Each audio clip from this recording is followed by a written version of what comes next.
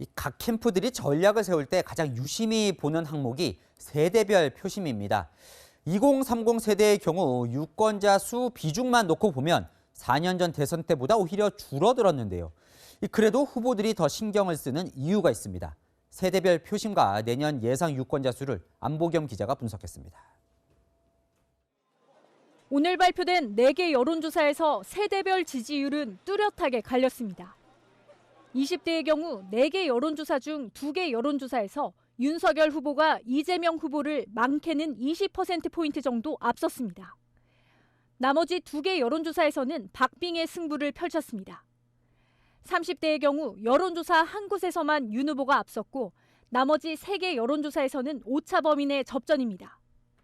40대와 50대는 정반대입니다. 40대에서는 이재명 후보가 4개 여론조사 모두에서 윤석열 후보를 크게 앞섰습니다. 50대의 경우 3곳에서 이 후보가 윤 후보에 앞섰고 단 한 곳에서만 접전입니다.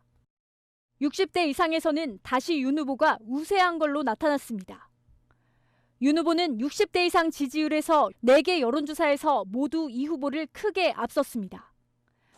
그렇다면 이 같은 지지세는 실제 선거에서 어떻게 반영될까? 최근 선거 유권자 수 추이와 내년 대선의 예상 유권자 수를 비교해보면 60대 이상 유권자가 늘어나는 걸 확인할 수 있습니다. 전체 유권자 수에서 60대의 비율이 높아졌음에도 후보들이 2030 세대에 신경을 쓰는 이유는 투표율 때문입니다. 최근 대선에서 다른 연령대의 투표율은 낮아지거나 그대로인 반면 20대와 30대의 투표율은 점차 증가하고 있습니다. 각 후보들에 대한 지지세가 연령별로 뚜렷하게 나뉘면서 이번 대선은 세대 간 전쟁이 될 거란 분석이 나옵니다. 채널A 뉴스 안보겸입니다.